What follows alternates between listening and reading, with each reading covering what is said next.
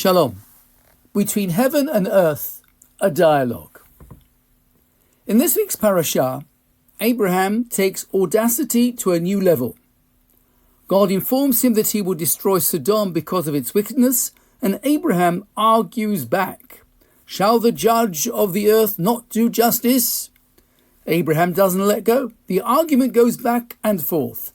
This is the first recorded argument for moral responsibility in human history, a veritable dialogue between heaven and earth.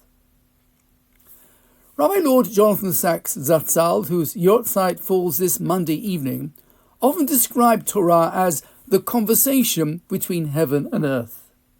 That phrase captured his life's work.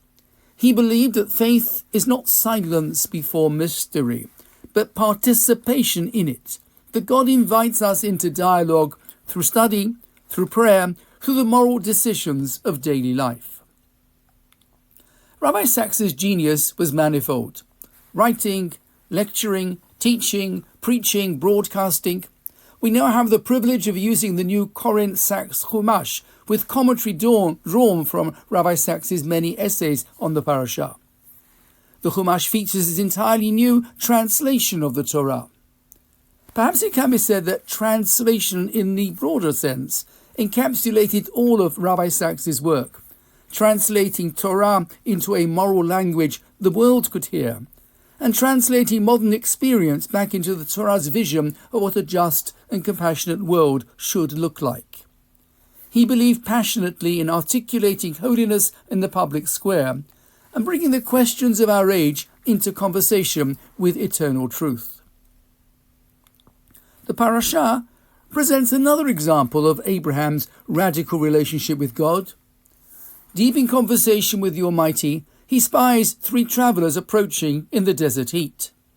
Astonishingly, he turns to the divine presence and says, "My Lord, if I have found favour in your eyes, do not pass by your servant," asking God himself to wait while he attended to the wayfarers.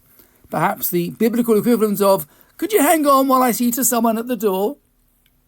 How could Abraham leave God to attend to mere mortals? Rabbi Sacks, following the Maharal of Prague, explained that Abraham did not abandon God at all. In appropriately welcoming another human being, you are acknowledging the divine presence that is in every one of us. In Rabbi Sacks's words, Abraham taught us to see the trace of God in the face of the stranger. God's presence enters precisely where human beings make space for one another.